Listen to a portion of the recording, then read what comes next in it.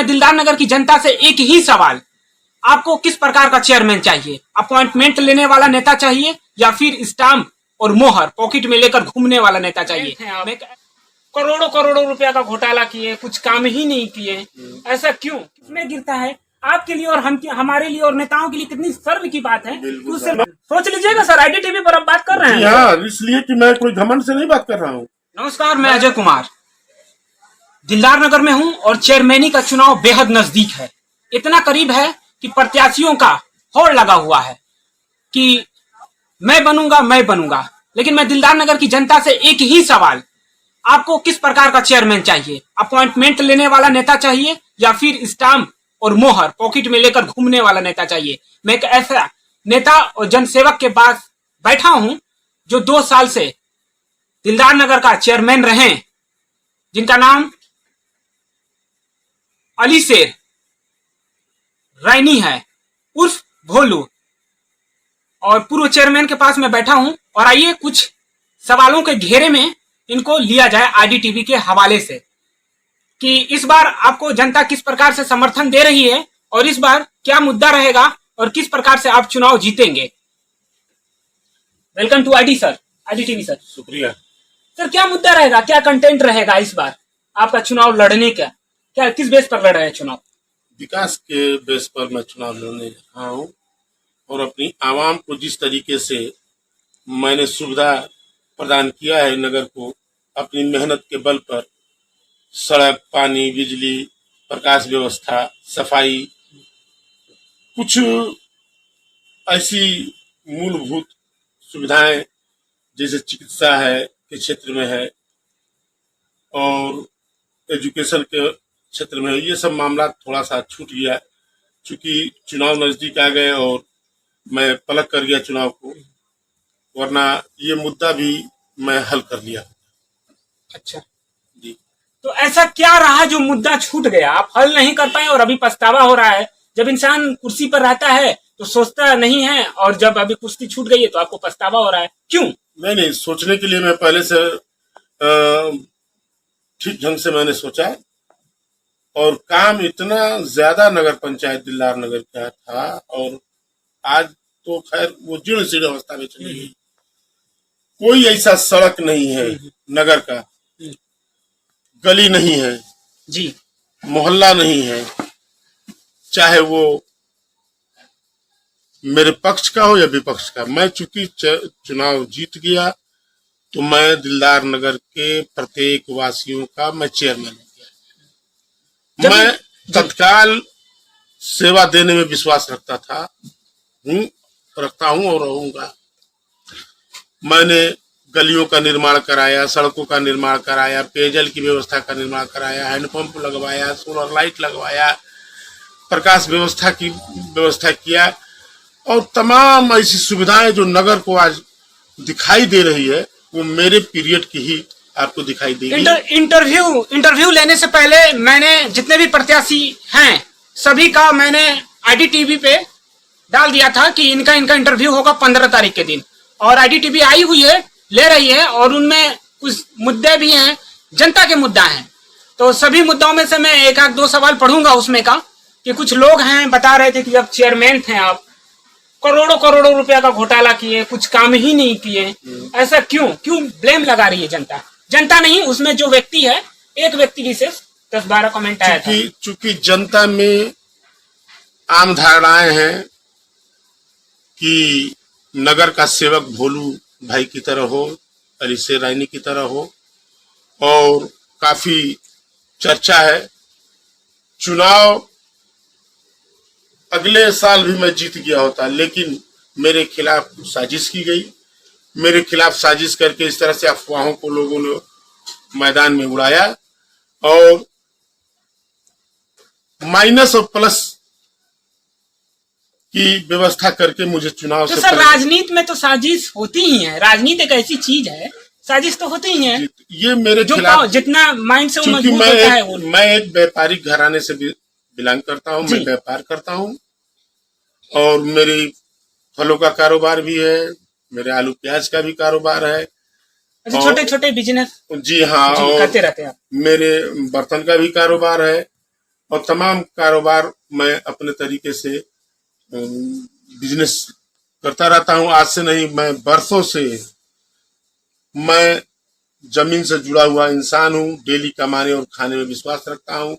इस तरह से आदमी अपने तरीके से कमेंट करता है तो उसके कमेंट को कान से सुनना है और निकाल देना है। मैं किसी को के ऊपर कमेंट करने का। क्या जन समर्थन मिल रहा है? अभी आप चल रहे होंगे तो चुनाव जीतेंगे, ठीक ढंग से चुनाव जीतेंगे। सोच लीजिएगा सर, आईडीटीवी पर आप बात कर रहे हैं। हाँ, इसलिए कि मैं कोई घमंड से नहीं बात कर रहा हूँ। मैं अपने किए हुए कारनामे पर विश्वास रखता हूँ। मैं जनता की सेवा किया हूँ, चाहे वो गरीब हो, ये कॉन्फिडेंस है आपको कि जनता का सेवा किया हूँ, जनता की सेवा किया हूँ। 12 बजे रात में भी किसी ने आया कहा कि चेयरमैन साहब हमारे ये प्रॉब्लम से मुझे अभी मोहर दस्तखत की जरूरत है। मैंने किया है। जनता में पूछ लीजिए, जा करके देख लीजिए, गरीब हो अमीर हो, सम्मान दिया हूँ। ऐसा नहीं कि मैं फर्जी तरीके से कोई बात को कह रहा हूँ।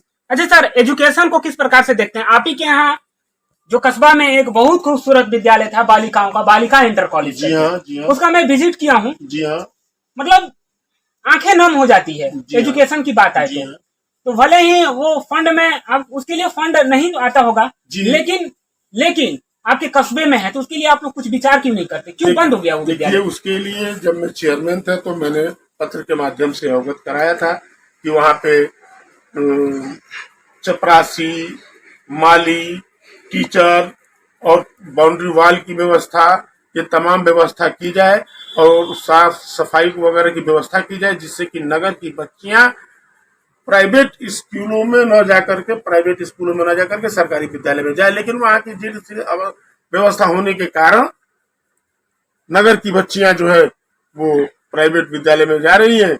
हम पूरा प्रयास करेंगे आने वाले समय में कि इसकी सुदृढ़ व्यवस्था की जाए, सुंदर व्यवस्था की जाए सरकार के माध्यम से और जिला विद्यालय निरीक्षक के माध्यम से। मैं मिल करके इस बार इसकी व्यवस्था बहुत ही बेहतरीन करने जा रहा हूं। हेल्थ इशू का भी सर यहाँ दिल्ला नगर में व्यवस्था है। अगर छोटी सी बात आ जाए तो बाहर जाना पड़ता है। सरकार के माध्यम से मिल करके इस बार हमको यहाँ पे ट्रामा सेंटर डलवाना, दिल्ला नगर के अगल बगल कहीं भी हमको उचित जमीन मिल जाएगी, हम उसकी व्यवस्था सरकार से मिल करके करेंगे। तो इस बार जब चेयरमैन हो जाएगा तो अब ऐसा तो नहीं होगा कि गिल्टी महसूस होगा कि ये काम हमने नहीं किया, वो काम नहीं किया, कर देना चाहिए? बिल्कुल नहीं साहब। मैंने दिलदार नगर में, आप पत्रकार महोदय आप घूम करके देख लीजिए, अगर एक ईंट भी लगी है तो सन 2012 से 2017 के बीच में लगी और पूरे के पूरे 100% विकास हुए। ये एक प्रत्याशी हैं, लेकिन मैं पूर्ण रूप से, सभी प्रत्याशी हमारे लिए बराबर है और एक प्रत्याशी से मिलने आए हैं। लेकिन 2022 में जो विधानसभा का चुनाव था, मैं बहुत चला हूं और इस दिलदार नगर के कस्बे के अंदर एक एक गली, एक एक मोहल्ले को बेखूबी जानता हूं। ये जो ईंट और पत्थर लगाने की बात इन्होंने बताया, ये सही है। कई लोगों से हमने बात किया, विजिट के अनुसार आईडीटीवी के हवाले से बता रहे थे लोग कि नहीं ये भोलू का कराया हुआ है। तो ये तो ठीक है, लेकिन एक चीज मुझे बहुत गंदा लगा, और आप भी जब चेयरमैन थे तो उस समय भी आपको दिखाई दिया होगा जरूर। जब आप जाते हैं नगर निगम का जो ऑफिस है, जब आप चेयरमैन बनते हैं आपको ऑफिस दिया जाता है सरकारी तौर पे, उसी के आप ही के ऑफिस के बगल में जो दलित लोग हैं कितने दिक्कत और परेशानियों में रहते हैं, उसके लिए आप क्या सोचते हैं, क्यों नहीं किए आप? जी हाँ, वो रामलीला मैदान के बगल में नगर पालिका के जलकल के सटे हुए वो हमारे सफाई कर्मचारी जो संविदा बेस पर सफाई कर्मचारी हैं, उनके लिए रहने की जगह नहीं थी। तो उस वक्त उनके लिए भंगी आवास बनवाया गया। कहाँ पर बनाया गया सर? ये वार्ड नंबर 6 श्री राम नगर में भंगी आवास को बनवाया गया। उसमें इतनी ज्यादा संख्या है, सोच समझ के बोलिएगा, क्योंकि मैं विजिट करने जाऊंगा वहां पर, और वो चीजें नहीं निकली तब दिक्कत हो जाएगी। बिल्कुल साहब, आप जाइए, भंगी आवास वहां पे बना हुआ है आपका। वहां पे जलकल भी हमारा है नगर पालिका का, भंगी आवास है जो बनने के बाद उसमें उतना परिवार जो है एडजस्ट नहीं हो पाया, और वो नगर पालिका की ही जमीन है।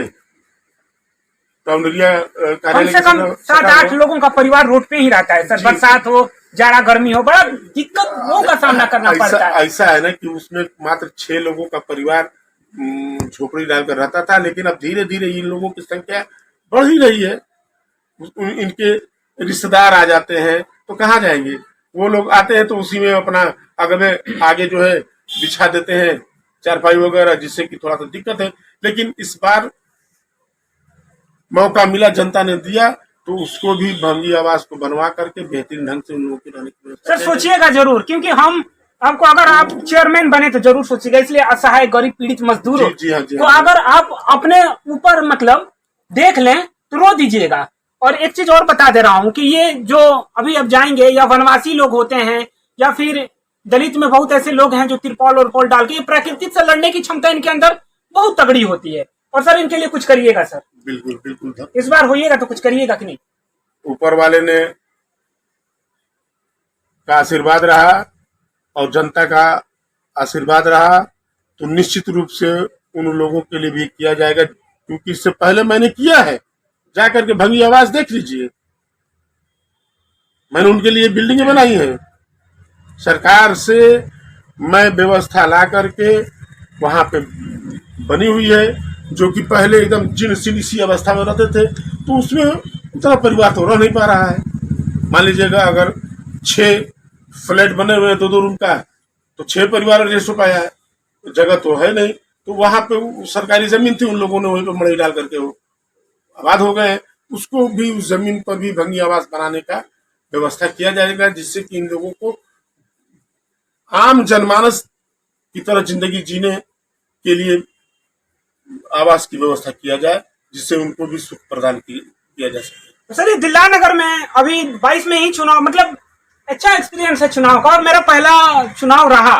ये नगर निगम का जो आपके कस्बे का जो पानी है, इस कस्बे को कोई भी पानी का निदान नहीं करा पाया, और ये नहर में गिरता है चौधरी चरण सिंह, वो भी चौधरी चरण सिंह के नाम से कैनाल है चक्काबान, उसमें गिरता है। आपके लिए और हमारे लिए और नेताओं के लिए कितनी सर्व की बात है कि उससे लोग सिंचाई करते हैं। इस पर का क्या ख्याल है सर, और किस प्रकार से आप पानी का निवारण करेंगे गंदे नाला का? यह नगर पंचायत जो है चारों तरफ से नहर से घिरा हुआ है, चारों तरफ से नहर से घिरा हुआ है। बीच में नगर पंचायत है और उसके बीचों बीच जो है रेलवे ट्रैक है, क्रॉसिंग है।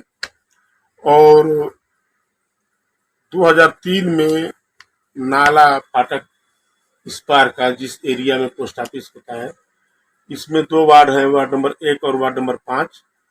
इसकी पानी की व्यवस्था हमने व्यवस्था सरकार से मिल करके नहर में पाइप के माध्यम से इसको उस पार पानी किया गया, और एक बहुत लंबी नाला बनाया गया जो गिरनार आश्रम के पास जाके बहा में मिल जाती। तो वो तो सर साइमन में पटिया डाल के उसको जाम करा दिया गया राजनीति के तहत। इसके बारे में मैंने पता लगाया, और इतनी गंदगी और उसमें इतना पानी लगा हुआ रहता है और कोई आवाज नहीं उठाना चाहता। मैं कई दुकानदारों से बातचीत करने की कोशिश किया, लेकिन उसने मतलब डर और भय के मारे कि प्रशासन आ जाएगी, पॉलिटिकल लोग हैं, इस वजह से वो जब बातचीत हमसे करने के लिए तैयार नहीं। क्योंकि सफाई व्यवस्था कराना नगर पालिका का दायित्व बनता है। मैं अपने पीरियड में उसको 10 बार, मैं तो अभी वर्तमान में सर उनसे बात करने की कोशिश की नहीं की है। मैं 10-15 बार जो है उस नाले की 1 किलोमीटर नाला है, वो उसकी सफाई मैंने करवाया, जिससे कि पानी सुचारू रूप से निकल जाती है। और यहाँ पे जल निकासी की व्यवस्था हेतु आने वाले समय में सरकार के माध्यम से मिलकर के और इस पूरे दिलदार नगर की एक रूपरेखा तैयार कराई जाएगी। उस रूपरेखा को तैयार करा कर नगर की पानी निकासी की व्यवस्था इस ढंग से कराया जाएगा कि जा करके वो बाहा में अगले उसिया की तरफ और आपके पूर्णा बाहा में जा करके वो पानी गिर जाए, जिससे कि नगर की जल निकासी की व्यवस्था सुचारू रूप से ठीक हो जाए। जैसा कि भोलू जी से हमारी बातचीत हुई, जैसा कि आज 15 तारीख है और आईडीटीवी ने बताया था कि हम बात करेंगे 2 प्रत्याशियों से, एक प्रत्याशी से भी बात हो गई और कई मुद्दों पर बात हुई। और आपने जो कमेंट बॉक्स में जिन्होंने कमेंट किया था, शायद आपको जवाब मिल गया होगा। और भी किसी को जो समस्या होगी तो आप कमेंट में लिख सकते हैं। नमस्कार, मैं अजय कुमार, उत्तर प्रदेश जिला गाजीपुर से।